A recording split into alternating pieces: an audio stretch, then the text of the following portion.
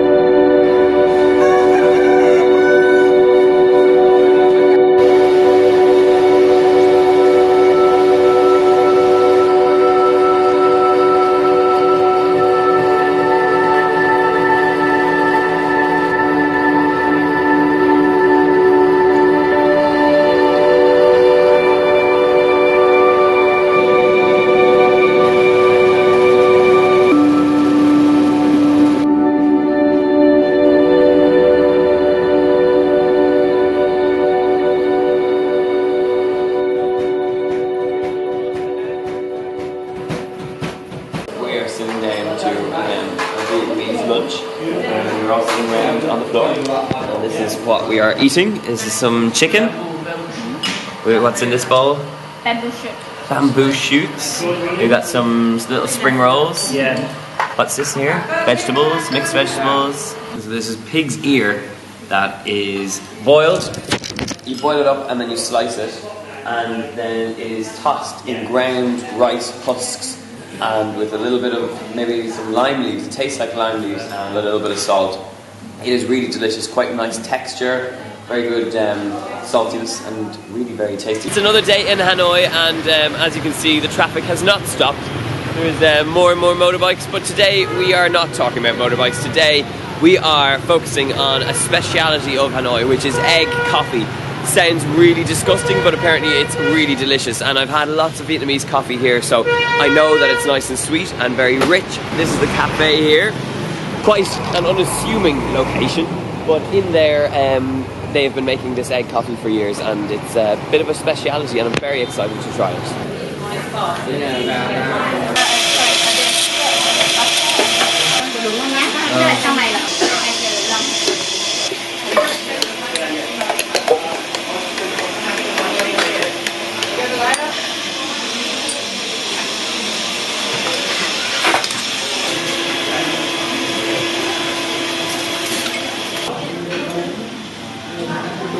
I've had it in my head that it was going to be scrambled eggs, but it is completely different. It's not that disgusting. It's not like scrambled eggs with coffee. It's completely different. And check it out. It is this really kind of rich and creamy sort of texture on the top.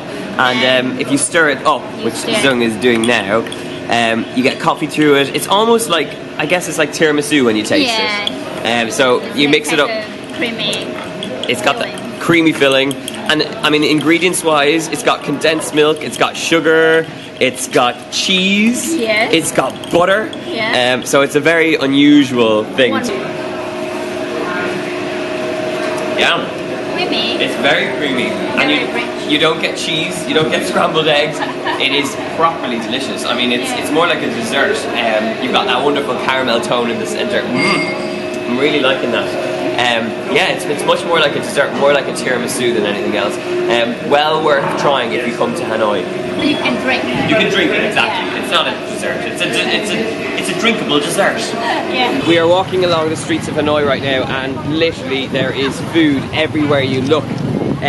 It's a bit of an assault on the senses. I mean, there is just smells, sights, sounds. You can't. I feel like I have whiplash every time I look around because there's just something new to see.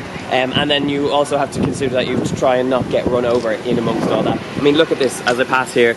Just a few chickens and ducks being washed there. Xin chào. But it really is. You know, there's so much to see. There's so much to try.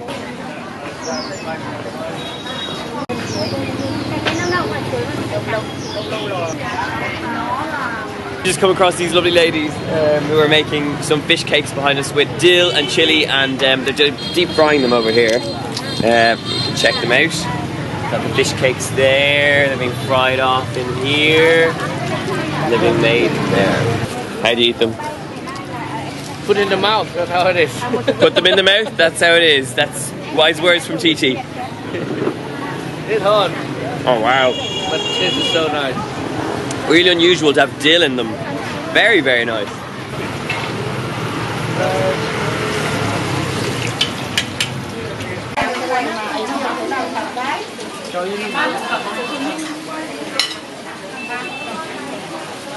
We're just walking through one of the main kind of squares in Hanoi here, and this is where you have to take your life into your hands because there's motorbikes coming at you from every angle.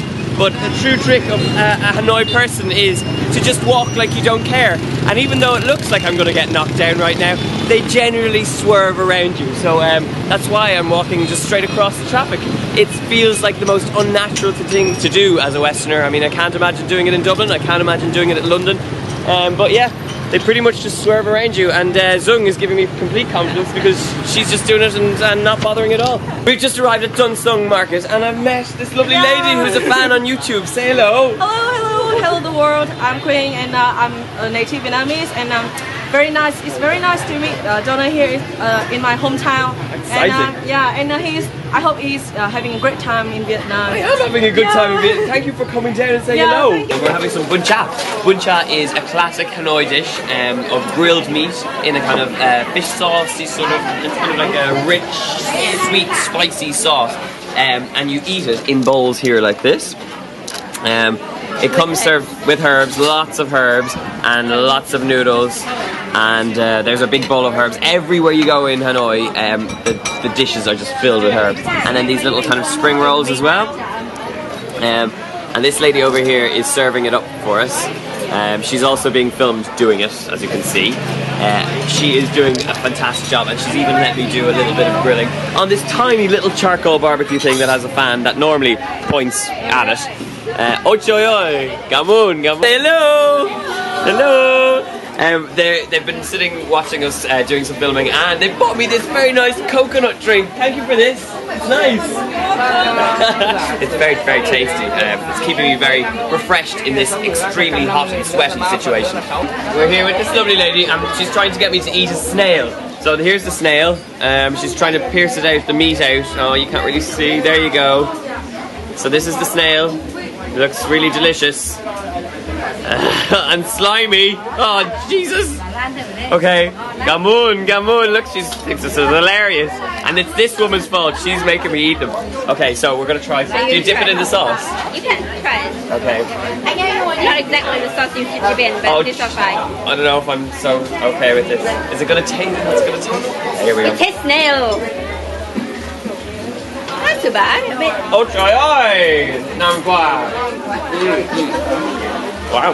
Not bad. Nice to see Donal Skehan, one of my most favorite food blogger out there in Vietnam. I wish I can show him around my beloved city, but well, I think quite a company, so we're seeing loads, and I guess what? I didn't even have to pay her to say that. You said that all by yourself. That was good. It's extremely hot and it's extremely sweaty, as you can probably tell. We're kind of dying in the heat here, but we're just setting up to film these little rice kind of dumplings being made. You can check them out. They look like the most cool donuts you will ever have seen in your life. There's a sweet filling with some green bean, And then there's a savoury one over there with some pork mince, isn't it? Mm-hmm. Yeah. So this lady's going to show me how to make them. These guys came down to the market we were filming at today, and they saw it on Instagram that I was going to be here. So say hello, everybody. Oh. Just met all these Grandma's Boy fans. Say hello. We are sitting here at this little street food stall which sells, what would you describe this as? Dessert. It's a sweet dessert. It's the strangest thing I've ever come across, but basically these bowls are filled with tapioca and sugar, and then little pieces of fruit that are suspended within them. There's lotus, is that lotus seed? Lotus flower, lotus seed, sweet corn. What's that one in what looks like a chili sauce? Akai. This is green rice that has been dyed with some sort of leaf. Yeah. Taro. This is taro, and we've just tried some, and it is surprisingly delicious. I mean, there's coconut milk, there's sweet corn suspended in kind of tapioca, sugar, pasty sort of thing. It's like unlike anything you would have tried at home, but it's so delicious. It's very tasty. It's subtle and sweet and crispy and crunchy and all sorts of jelly-like textures, but very, very delicious. We've just finished our last shot of the day. Zung, my fantastic guide for the last few days, is we have to say goodbye now. Yes. It's very sad. Did you enjoy it? I do. It has been very lovely, interesting journey for me to work with you guys, and I'm so glad that I had the chance to introduce you to some of the local dishes that I have been always enjoying with my friends. Thank you so much, and honestly, she gave us wonderful descriptors of all the brilliant street food we've tried. So big thank you, Zung, and say goodbye. Thank you, and bye bye.